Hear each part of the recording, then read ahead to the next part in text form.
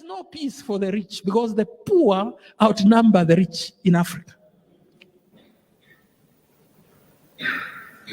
Now we must understand that God has never intended for people to be poor.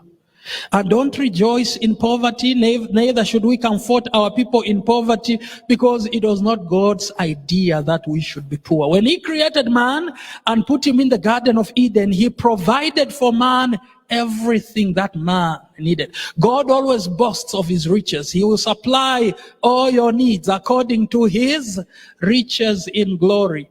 God prides about what he has. He says, all silver and gold are mine. A cattle on 1,000 hills are mine. So our God is so rich, he boasts that the streets of heaven are marked with gold.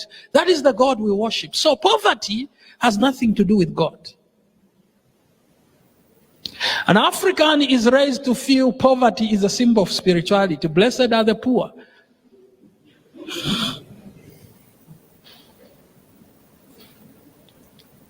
And poverty must be tackled because poverty can compromise spirituality.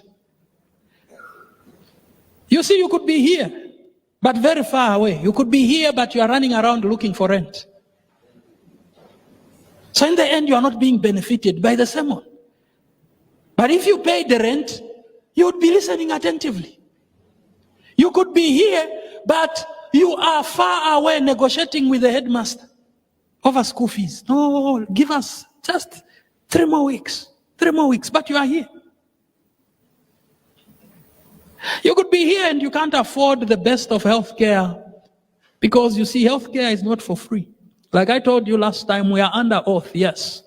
But that oath, where it ends, money begins. It's one thing. If we find ourselves in poverty, we will not even be able to afford the basic necessities of life.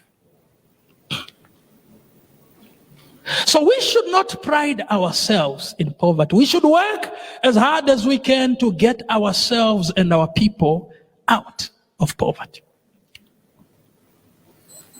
Somebody says it is okay to be born poor, but it's not okay to die that way. Because poverty is not inherited, it's not genetic. So you can do something about it. Now you see, Africa has found many reasons to explain its poverty. It is indicated that majority of, actually the poorest countries on earth are the countries, Sub-Saharan Africa. What is Sub-Saharan Africa? Sub-Saharan Africa is where Africans like you and me are found who look black. Above that, it's North Africa, which sometimes joins even Middle East.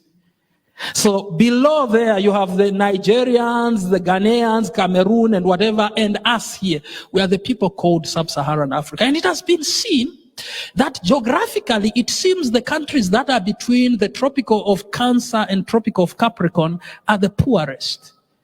It is seen here in Africa, it is seen in the Americas. Again, when you go there, Paraguay, Guatemala, and other countries that are there within that space, Bolivia and the others, they're poor countries. When you go to Asia, again, we find a chunk of poor countries. But there's another thing that has been observed. The poorest countries are the most religious.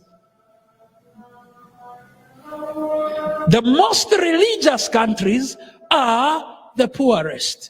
There is nowhere on earth where they pray more than Africa prays. There is nowhere on earth where people go to church as much as in Africa. Why therefore is it that the God of the Africans is rich but the Africans are poor? If their God has ears and they pray and he hears, why are they not like him?